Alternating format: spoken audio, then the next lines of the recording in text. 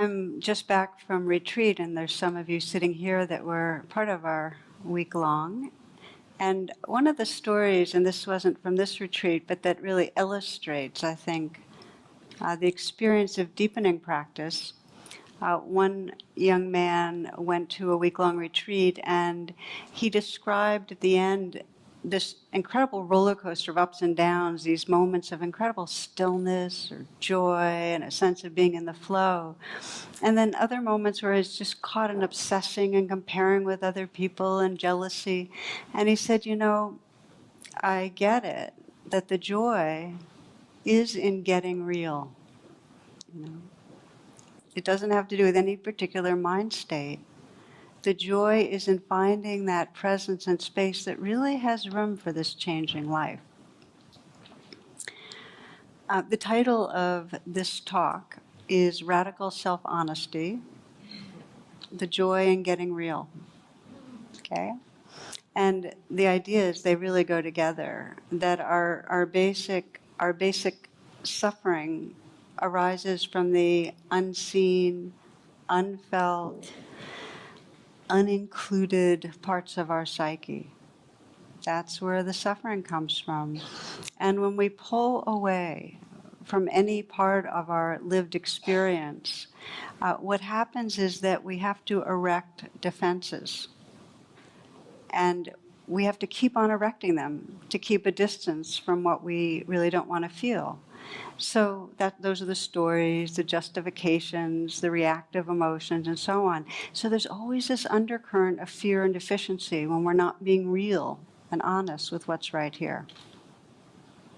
And what happens is that our identity gets organized around the defense system, around all the ways we're trying to get what we want and avoid being seen and controlling things, sometimes described as a false self. That becomes our sense of who we are. And the Buddha described our real suffering as we're forgetting our true nature. We get organized around a kind of sliver of defenses or aggression, stories, narratives, and forget the heart and awareness that are here. So the path to getting real is really the practices we're doing, which are learning to see and name and really contact the life that's here moment to moment. And that means our aggressiveness, where we have thoughts that aren't so savory, where we get competitive, where we want to in some way be better than others, where we get obsessed with how we look, where there's just a lot of focus on self, which is itself can be embarrassing. Where we start just acknowledging, we acknowledge the ways we mislead, exaggerate. This is radical self-honesty, and it takes a real commitment because the process means we're having to experience that sense of taboo, that what we're touching into isn't so well regarded by ourself and our culture. We have to be willing to do that. So it's a courageous path.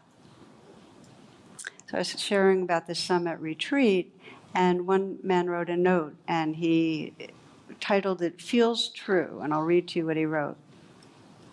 Settling into what is here, what is true. The felt sense that I ate too much. Sit with the fear that I'm getting fat. Hand on belly, I offer compassion, and receive instead confirmation.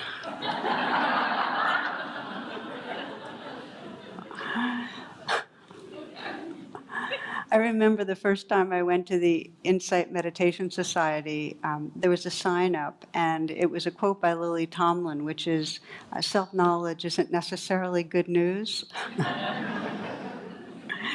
So I want to share a classic fable. Some of you will remember this from a few years ago that I think gives us really good guidance in getting real, getting honest with the more challenging layers of our psyche.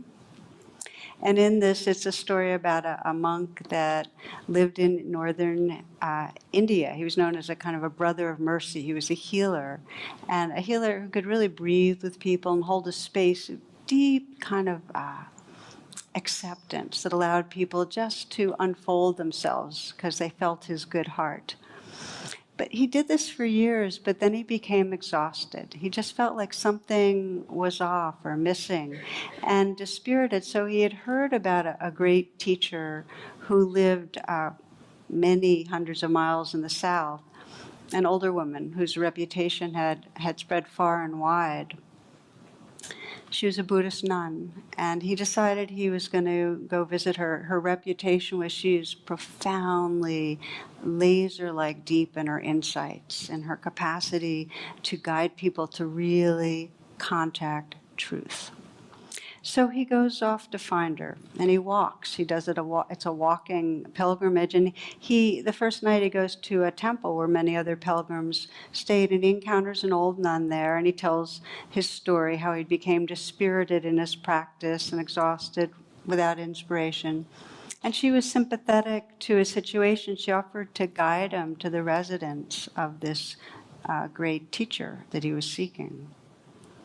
So they arrive at the edge of a bustling village and are warmly received because the old nun had been none other than the much-loved wise woman he was seeking.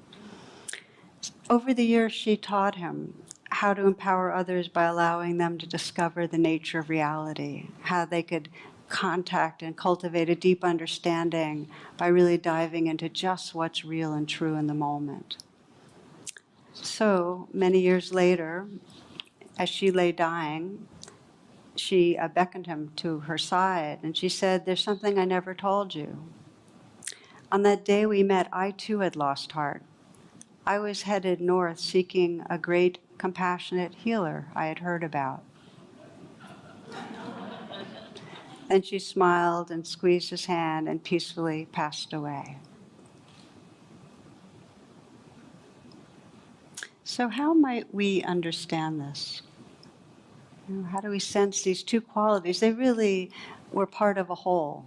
Their qualities they brought to others, they were really part of each other. They belonged together. And the old nun represented to me this path of radical self-honesty, of having that courage to really look at what's true and name it and acknowledge it and open to it. And the monk had that quality of radical self-acceptance, where whatever was seen was held in compassion. And we need them both.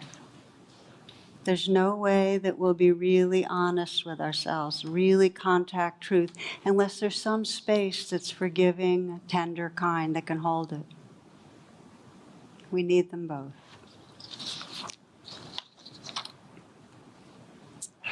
Sometimes this radical self-honesty is described as the Vajra sword. Vajra is this diamond-like sword of enlightenment that cuts through the veils of delusion to really see what's there. And this compassion as this vast, empty, radiant heart that has room for this world. So we need them both. And I found in the Christian Desert Fathers a really beautiful example of the same path of awakening with these two, sometimes you might consider them two wings of awareness.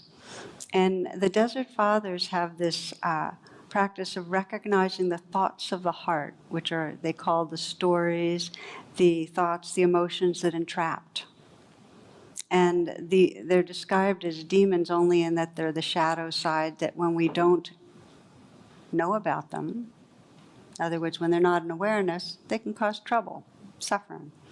So the practice would be for Desert Fathers to do this radical self-honesty of investigating the thoughts of the heart and then bring and name it to an elder called the Abba, which really represents that field of compassion, bringing the truth into that field of compassion. The understanding was when the heart is open to the light of truth, when there are no secrets, the demons have nowhere to hide. They can't begin stirring up obsession and, crafting their illusions. So we become more transparent, open to the divine light. I think we'd find in any great path, any path of reality, of true insight and heart, these qualities of radical self-honesty and radical self-acceptance. And I love the phrasing, we become more transparent as we wake up. The light can shine through. So one of the metaphors for how the veils arise and how we get caught in a kind of more diluted egoic state is, of course, Garden of Eden. And the Desert Fathers, their understanding was the fall was not disobedience. The fall into egoic state was because Adam and Eve hid. Okay?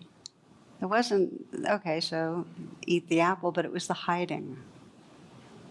And they believed that, originally we're innocent, naked, not covered over, and then believing in badness, we have to cover ourselves over, disguise ourselves, pretend, develop strategies to protect and defend. I thought that was an interesting way to frame it.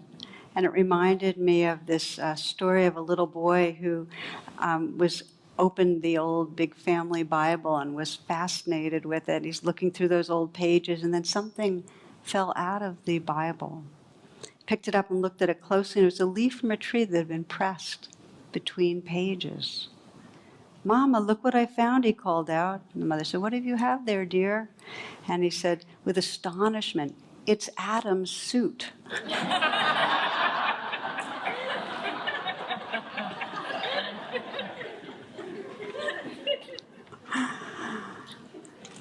So radical self-honesty begins with recognizing the patterning of our false self, of the parts of us that are covering over and trying to present something. And it's useful to think of the false self. And by the way, false doesn't mean bad. It just means that we're identified with something that's not true. It's not the truth of who we are. You can think of the false self as emerging from three core drives, and they're represented through the layering of our brain, that the reptilian brain has us act to avoid harm, okay? And the mammalian brain has us act in ways to enhance pleasure, to enlarge and improve upon ourselves. It's approaching reward, basically. And then the primate brain is the part of our brain that's very involved with attachment, making sure, because survival depends on being attached and connected to others. So let's just look a little more closely at these three, because again, we're really trying to understand in our own lives how we go into trance because we get fixated on avoiding harm, or fixated on a reward, or fixated on attachment. And in that fixation, we forget who's here. Okay, so the reptilian brain. And just listen to see if you sense yourself here. We'll do little reflections as we go. While we face dangers to our survival, the major dangers are felt psychologically as a fear of failure, a fear of our own deficiency, a fear that we're going to make mistakes. That's the big one that usually gets us. There's a story of a reporter who asked a bank president, very well known in the business world, "Sir, what's the secret of your success?" And the response is 2 words. Okay, what are they? Right decisions. And how do you make the right decisions? 1 word. And sir, what is that? Experience. And how do you get experience? 2 words. And sir, what is that? Wrong decisions. Mm-hmm. You understand? It's like, that's it. We're afraid to make mistakes. So there's an underlying belief that we're not enough, that we have to try harder. Just watch your life and notice if that's there, that I need to do more, try harder to be okay. And we spend many moments trying to avoid danger, avoid the failure that's around the corner by obsessing and worrying and planning and judging and blaming. So we'll just let our first reflection be on this. Just take a moment and close your eyes.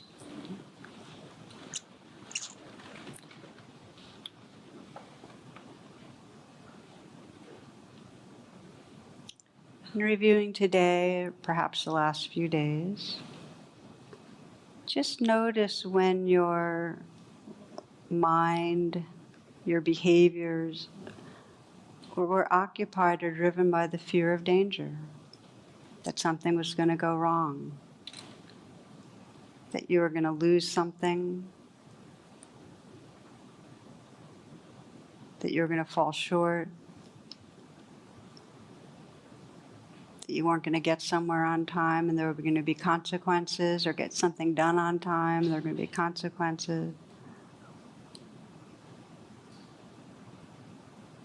Or maybe it was more of a physical sense of endangerment. Something's really wrong with your body. Or that somebody else was in danger.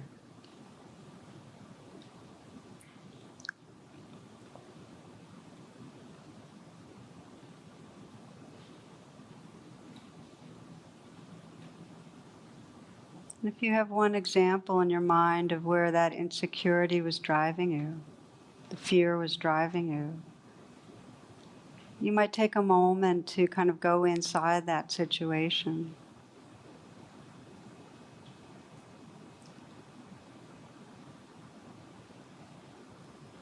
And just notice what the sense of your self is. Like, who are you when you're in that mind state? How do you experience yourself?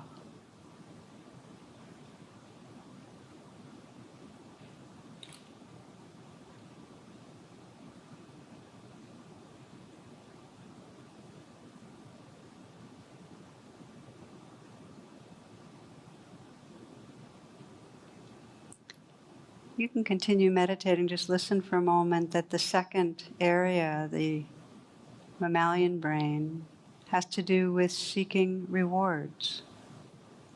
And you might reflect again through the last few days, how many moments were you in some way pursuing something? Food, sex, comfort, some mental reward, beauty, money, possessions.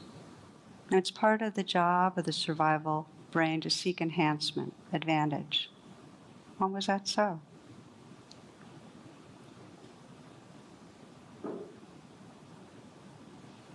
And again, just take a moment if there's one example of where you were in some way fixated on getting what you wanted, more pleasure, more comfort. It's your sense of yourself when you're in that mode. And do you like yourself?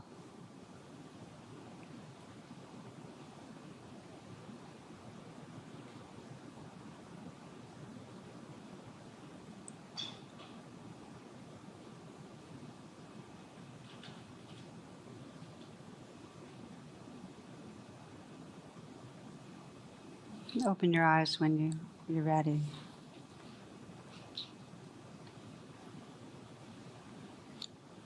Okay, so a reminder, and we've only covered 2 of the 3, that this is totally universal, natural programming.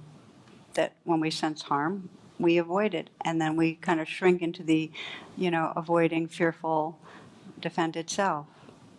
And when we sense some reward, there's some grasping. And then we become the one who's pursuing and really using our mind and our energy to get what we want. That's just really natural. There's one story of, in an old town, there were 3 stores on the main street, and they stood side by side. They were completely connected. They all sold the same kind of merchandise. So one day the owner of one of the stores on one of the ends put up a sign saying rock bottom prices. And this prompted the store owner on the other side, farthest side, putting lowest prices in town. So the guy in the middle was kind of in a conundrum. He didn't know quite what to do with that, but these aggressive maneuvers. And then he had a bright idea, and he put up a sign saying, main entrance.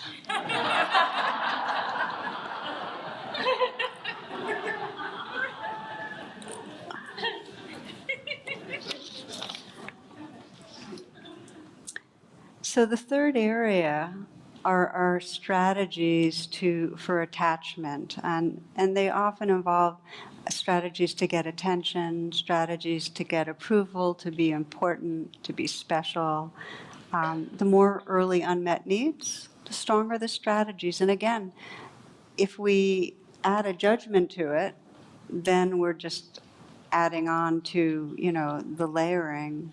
But just to be honest, okay, so how am I seeking attention, seeking approval, fixating? So we begin to scan our relationships and notice, when am I wanting something from another person?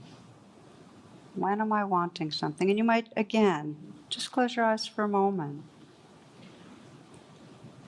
This is the primate brain that's very programmed to do what's necessary to feel secure bonding.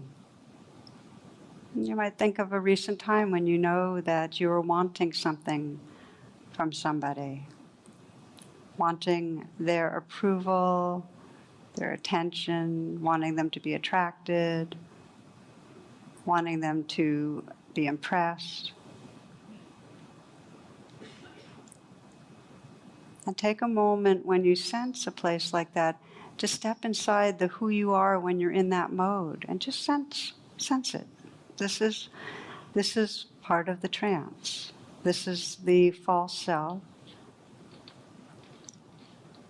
that we get identified with.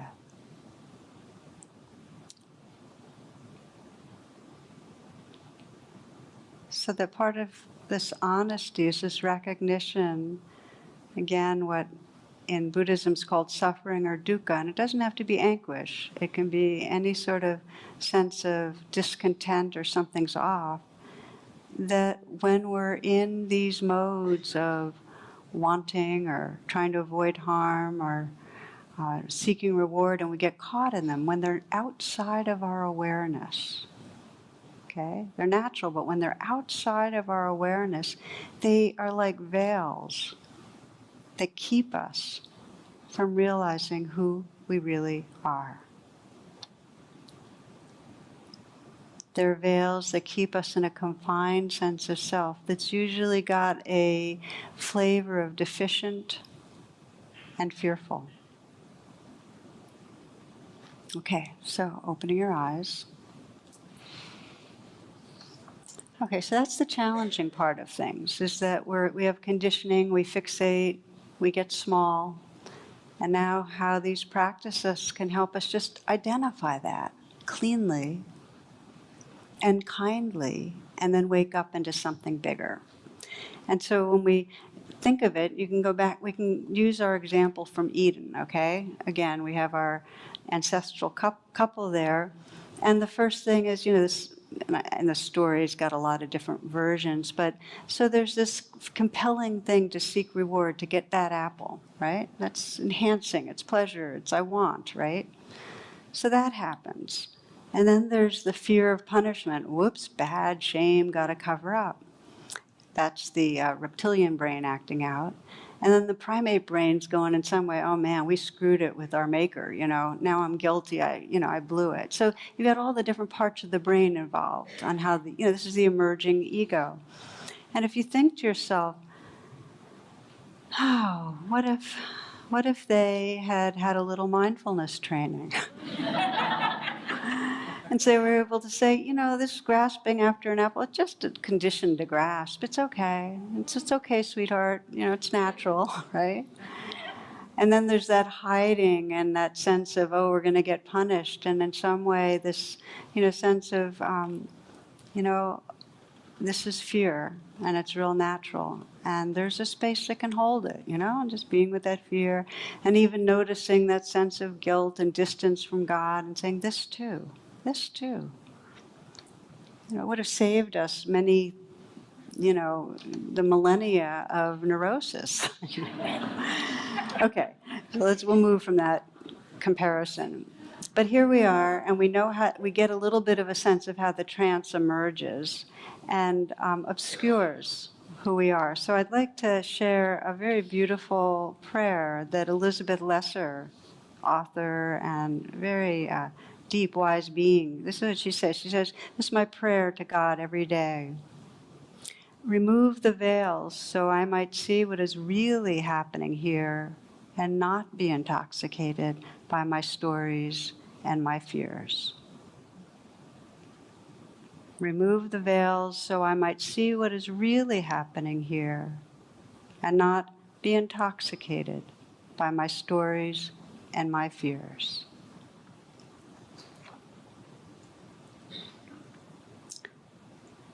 So in that spirit, that's really the heart of this practice, that we care about reality, that the only safety is reality, the only healing is reality.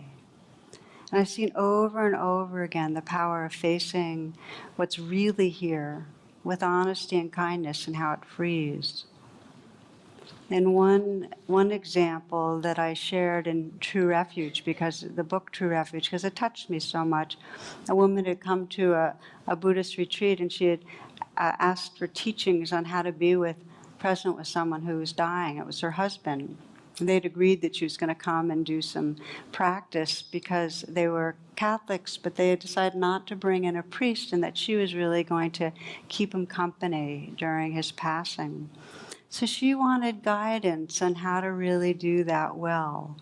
And her history was this sense of not getting it right. And she had this belief she was going to blow it in some way. She had a lot of fear around how to be with this because it was the biggest and most important process she had ever engaged in, how to really accompany her husband. So she was basically saying, how do I do it right? And what's Buddhism 101 on being with the dying? And really, my response was, just be present with him and love him, whatever comes up.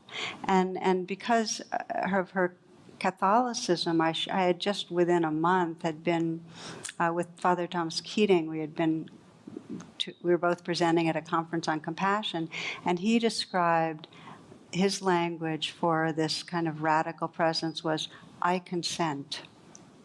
Whatever comes up, there's this honesty of really recognizing it, I consent.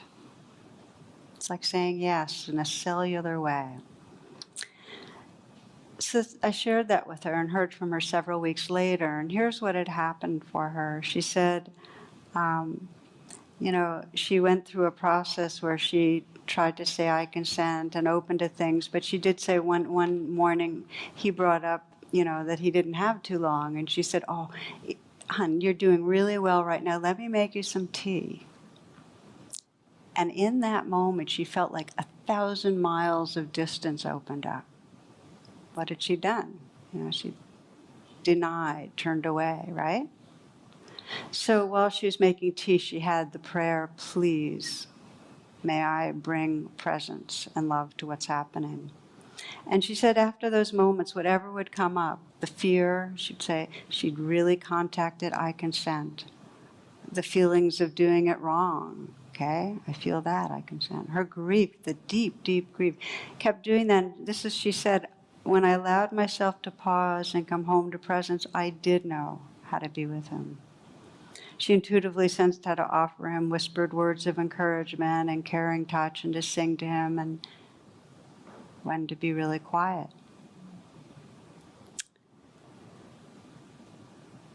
She said that in those moments of reality, of really contacting how it is with tenderness, she said there was no longer a sense of him and me, but rather we were a field of loving, total openness, warmth, light. He's gone, but that living field of loving is always with me.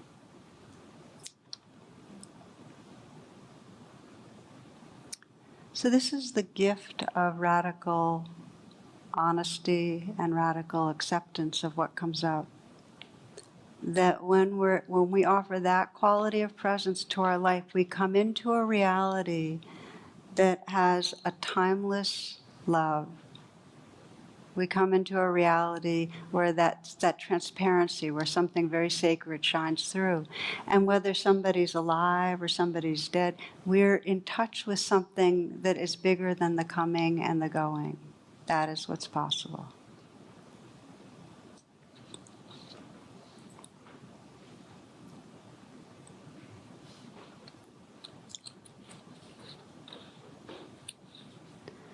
So these are the basic elements of this process of radical self-honesty. And the first element means letting go of the fixation, the doing, the fixing, the blaming, the judging. Whatever it is that we're fixated on, there's a letting go of that and turning inward to touch what's actually going on here. And while for her it was doing, this kind of endless doing that she ran away from the moment with, for many of us it's blaming, whether it's ourselves or another person. And I've come to find that in any moment of blame, whether it's somebody else or myself, in those moments I don't have access to the very place of aliveness that is asking for attention.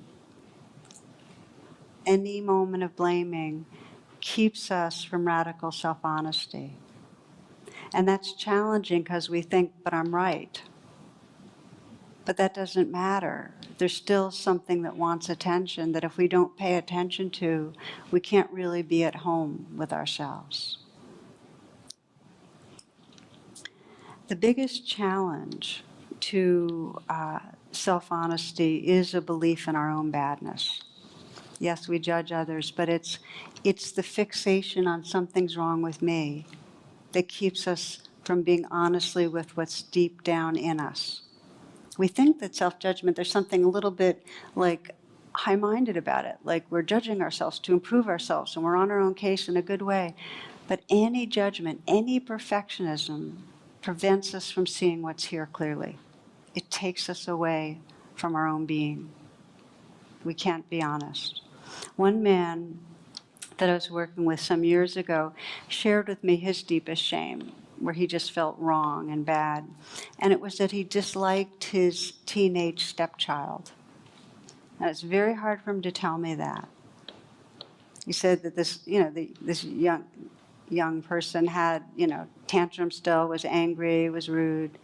He cared about him, he had some compassion, but he really didn't like him.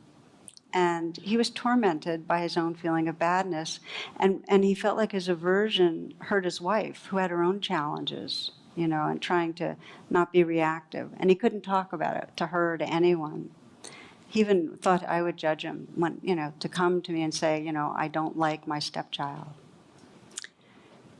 And for me, I was just struck with the sadness of his suffering around something that's just part of our natural conditioning.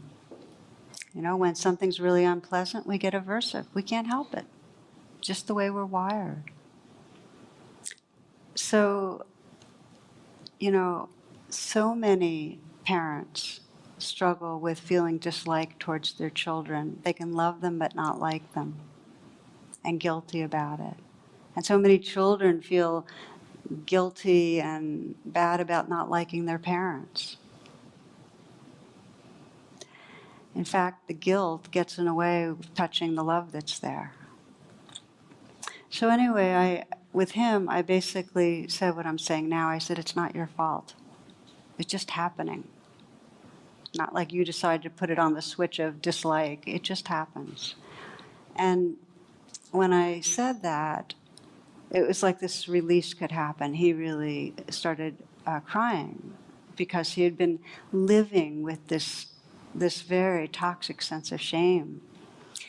So he talked to his wife, and she had the same thing going on. So they were able to really hug and hold each other. And in fact, by naming it out loud, by getting real, they had more space to then respond with some equanimity through a very difficult phase of this young man's life.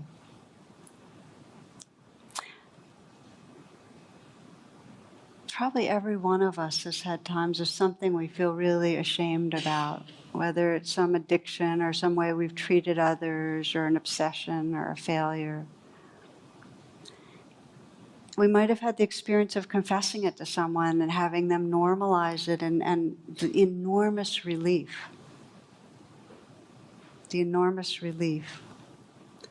So it's key to be able to start holding ourselves in that way, to be able to say, really, this is what's happening, and it's really okay. I mean, I say to myself those words from that Hawaiian healer, I'm sorry for all the suffering that's going on, and I love you.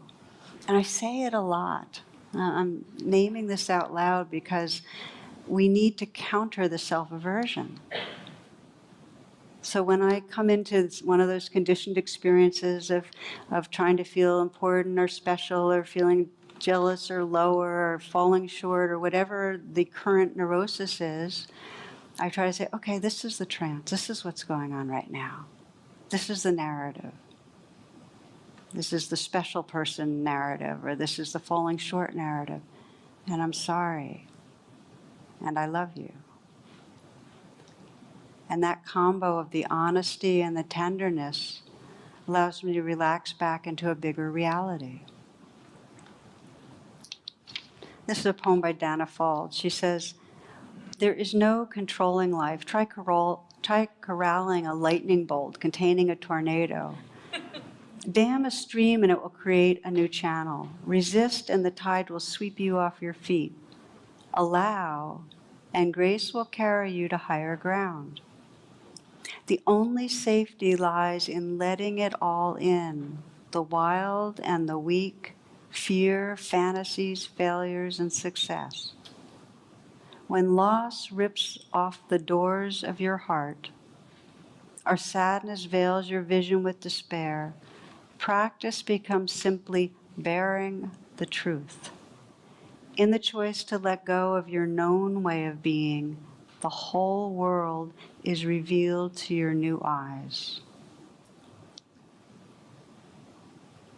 In the choice to let go of your known way of being, the whole world is revealed to your new eyes. So this is the practice that requires real courage and intentionality, because our conditioning is to keep doing the old patterns, to not look at the places within us that are caught in a certain kind of trance, that are living behind the veils.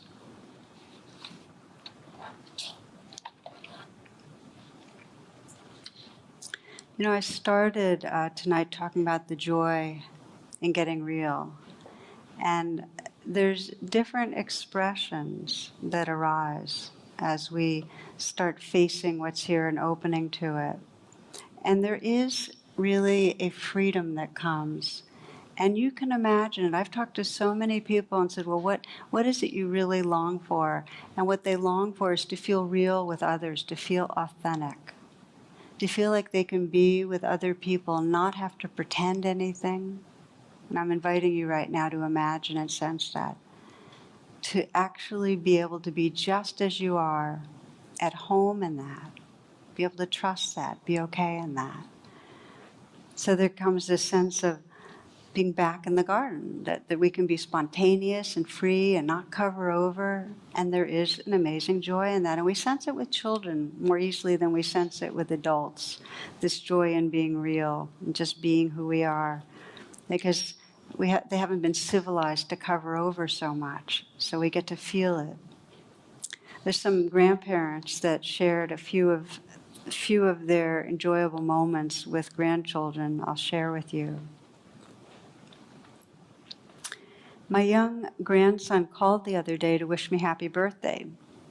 He asked me how old I was, and I told him 62. He was quiet for a moment, and then he asked, did you start at 1?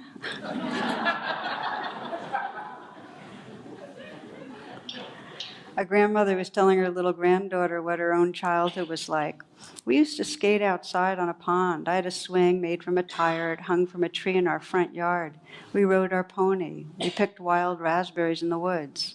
The little girl was wide-eyed taking this in. At last she said, I sure wish I'd gotten to know you sooner. I didn't know if my granddaughter had learned her colors yet, so I decided to test her. I would point out something and ask what color it was. She would tell me. She was always correct. But it was fun for me, so I continued. At last she headed for the door, saying sagely, Grandma, I think you should try to figure out some of these things yourself. Oh, just one more, okay? These are fun. When my grandson asked me how old I was, I teasingly replied, "I'm not sure." "Look in your underwear, Grandma," he said. "Mine says I'm 4 to 6.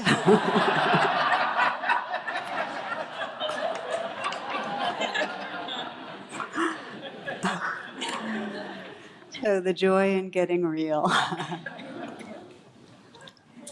Thus far, I've mostly spoken about getting real with ourselves.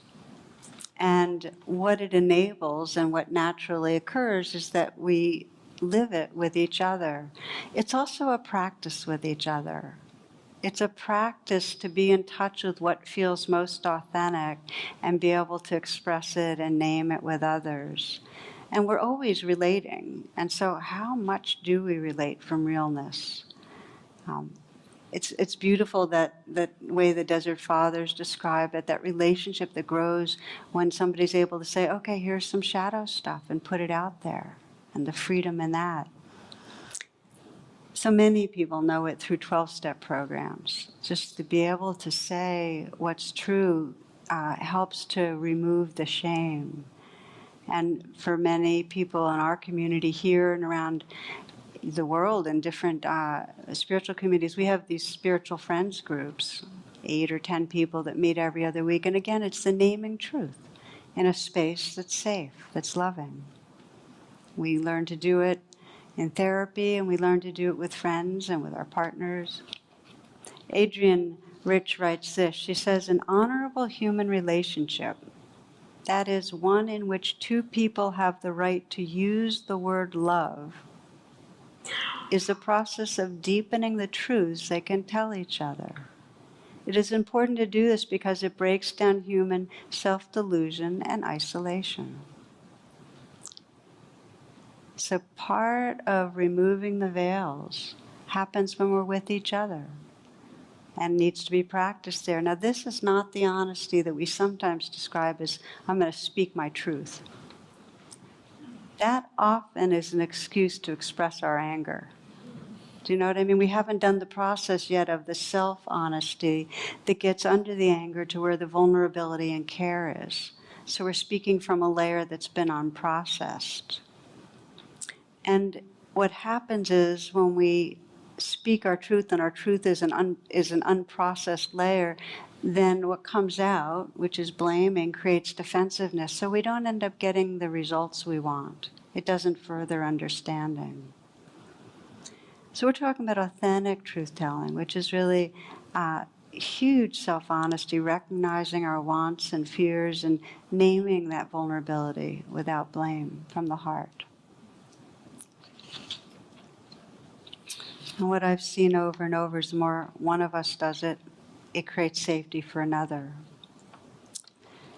Mark Nepo, we waste so much energy trying to cover up who we are when beneath every attitude is the want to be loved. And beneath every anger is a wound to be healed.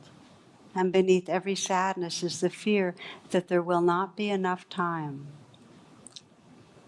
When we hesitate in being direct, we unknowingly slip something on, some added layer of protection that keeps us from feeling the world. And often that thin covering is the beginning of a loneliness, which if not put down, diminishes our chances for joy. It's like wearing gloves every time we touch something, and then forgetting we chose to put them on. We complain that nothing feels quite real. In this way, our challenge each day is not to get dressed to face the world, but to unglove ourselves so that the doorknob feels cold and the car handle feels wet and the kiss goodbye feels like the lips of another being, soft and unrepeatable.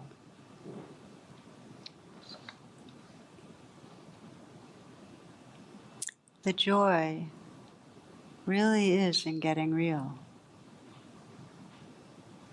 If we're not in touch in a real way and open in a real way, then we're going to be afraid of what's there.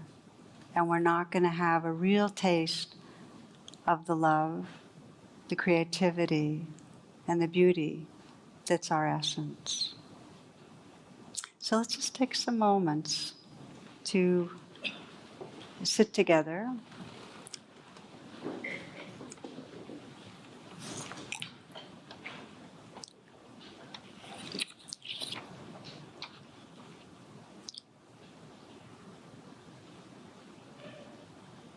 And just feeling in your own words, as a mental whisper or prayer, your aspiration to connect with what's true, to remove the veils, to be more transparent so that that light of the divine, that inner radiance can shine through, so that we can see it in ourselves and each other and in all of life.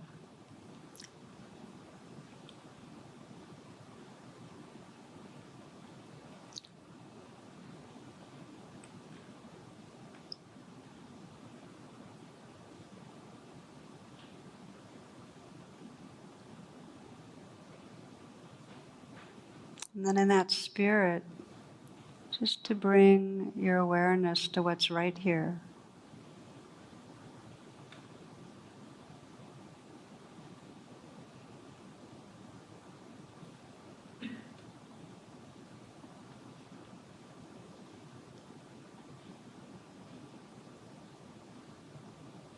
To the feelings of sensation, to the mood that's right here.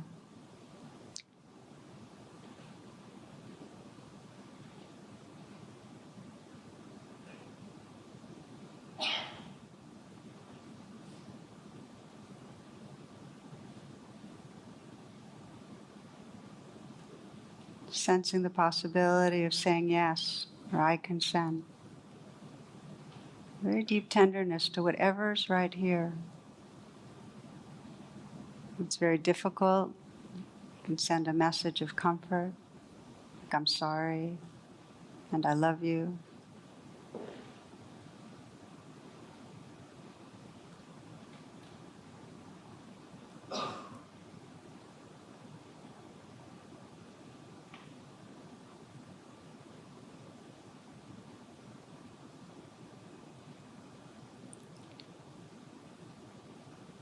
The inquiry in presence is what is happening right here. Can I let this be? With tenderness, with love.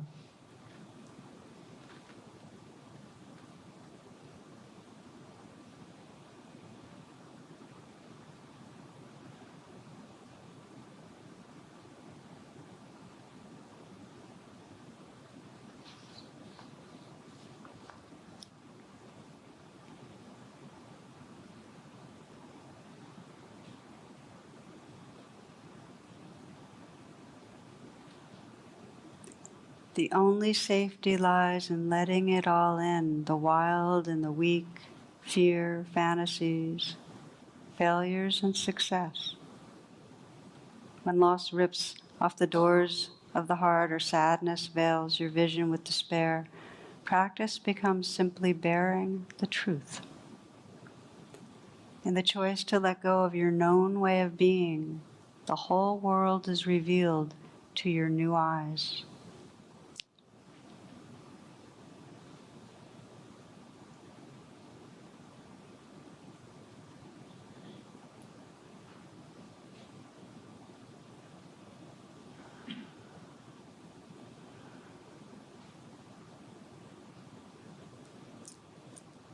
Namaste, and thank you for your attention.